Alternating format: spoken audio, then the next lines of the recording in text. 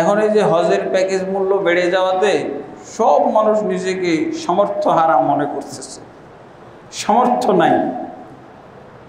আমরা তো আলহামদুলিল্লাহ 3 ভাই মিডল ইস্টে থাকার সময় বলা যেতে পারে ফ্রি 4 বার করে হজ করেছি।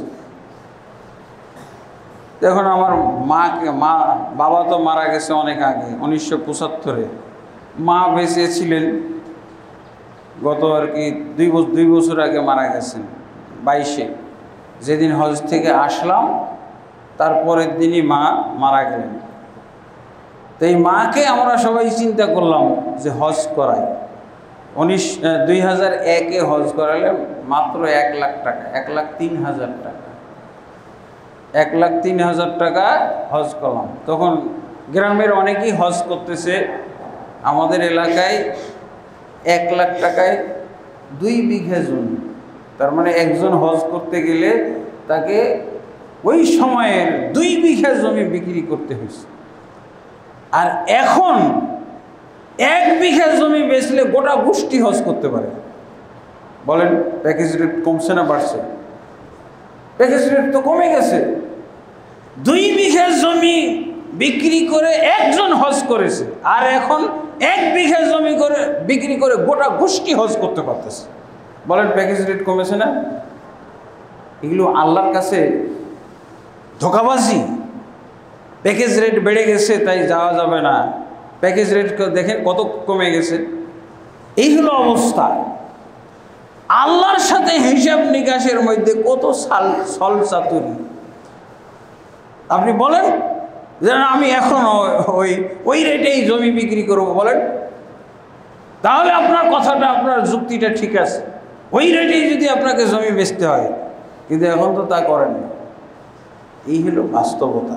আল্লাহর সাথে কোনো হিসাব নিকাশ করা যাবে না, হিসাব নিকাশে ছল চাতুরি করা যাবে না। এখন কি আমাদের বাংলাদেশের বাস্তবতাটা কি? ওকে যদি বলেন যে জাপানে আপনার জন্য একটা চাকরি রেডি হয়েছে, 5 লাখ টাকা বেতন, কিন্তু 20 লাখ টাকা খরচ করতে হবে, ও এবারই বলছে যে আমার 5,78,000 টাকা নাই।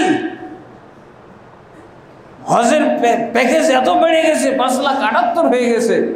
এই প্যাকেজ কি বলে 9,36,000 হয়ে গেছে, আমার টাকা নেই, যাইতে পারবো না। যাই নাই, 50,000 লোক এবার কোটাভুক্ত যাই নাই, টাকার অজুহাত, টাকা বেড়ে গেছে।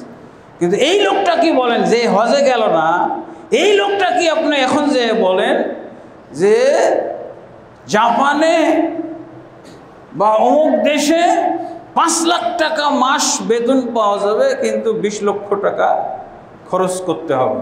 ভিসার দাম 10 লাখ, অন্যান্য খরচ 10 লাখ।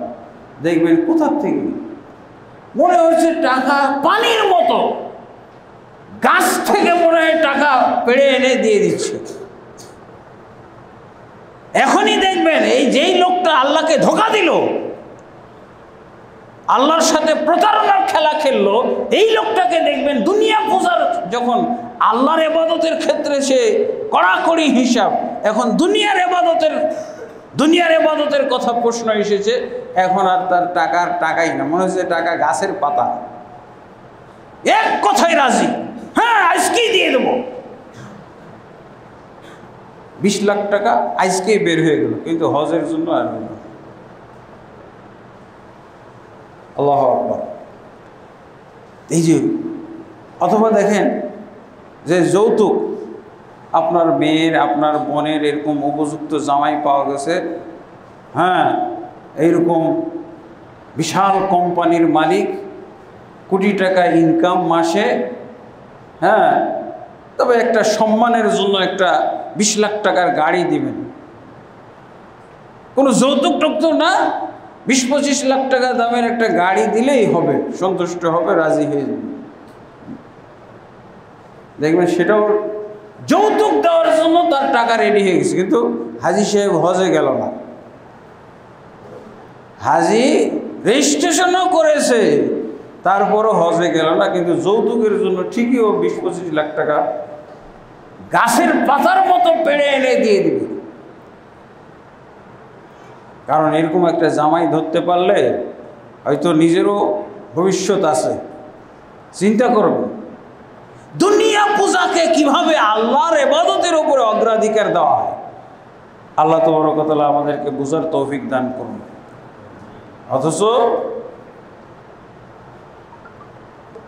ওমর ইবনে খাত্তাব রাদিয়াল্লাহু আনহু এরকম কড়া ফতোয়া দিয়েছিলেন। কি কড়া ফতোয়া? হজের বিষয় নিয়ে কড়া ফতোয়া কি দিয়েছিলেন ওমর রাদিয়াল্লাহু আনহু?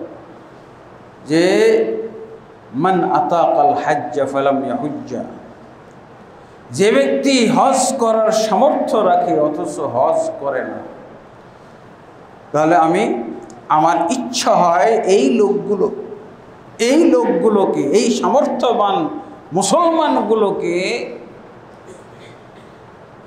কাফেরদের মতো ট্যাক্স বসিয়ে দিই। কাফের অমুসলিম এদের উপরে মুসলিম দেশে ইসলামী কান্ট্রিতে বসবাস করলে ভাড়া দিয়ে থাকতে হয়। যেমন আমরা বাড়ি ভাড়া দিই, একজন বাড়ি করে রেখেছে, তার বাড়িতে থাকবো, ভাড়া দিতে হয় না? এই যে পৃথিবীটা হল আল্লাহর জন্যে, আর আল্লাহর যারা মুমিন বান্দা তাদের জন্যে। এই কারণে যারা কাফের, যখন মুসলমানদের আধিপত্য থাকবে, ইসলামী রাষ্ট্র থাকবে, ইসলামী সাম্রাজ্য কায়েম থাকবে, তখন কাফের এবং মুশরিকদের জন্য এই জমিন নয়। এই জমিনে বসবাস করতে হলে বাড়ি করবে সে নিজেই, কিন্তু জমিনটা আল্লাহর এবং জমিনটা আল্লাহর বান্দাদের। তাহলে তাকে কি করতে হবে? ভাড়া দিয়ে থাকতে হবে।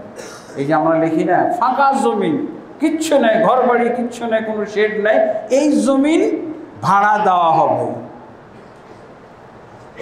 তো কাফেরদের জন্য এই পৃথিবী ভাড়া দেওয়া হবে।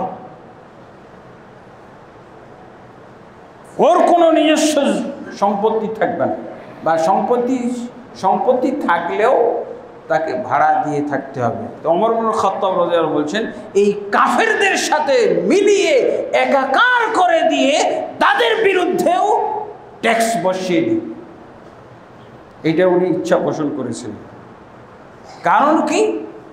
কারণ উনি বলেছেন, 3 বার করে এই কারণটা উচ্চারণ করেছেন, মা হুম মুসলিমিন, মা হুম মুসলিমিন, মা হুম মুসলিমিন। হজ করার সামর্থ্য আছে অথচ হজ করল না, এদের উপরে কেন ট্যাক্স বসিয়ে দিতে চায়? তার কারণ হলো এরা মুসলিম নয়, এরা মুসলিম নয়, এরা মুসলিম নয়। কয়বার বললেন? তো ওমর ইবনে খাত্তাব রাদিয়াল্লাহু আনহু যদি আজকে সাম্রাজ্য থাকতো, তাহলে তো বাধ্য হয়ে হজ করতে হইতো। এটা হলো হজের ক্ষেত্রে যে গুরুত্ব, হজের ওজন, হজের আমলের মূল্যায়ন, হজের আমলটা কি ধরনের, অবস্থান কি ইসলামে, এই দলিলগুলো প্রমাণ করে। আল্লাহ তাবারক ওয়া তাআলা আমাদেরকে বুঝার তৌফিক দান করুন।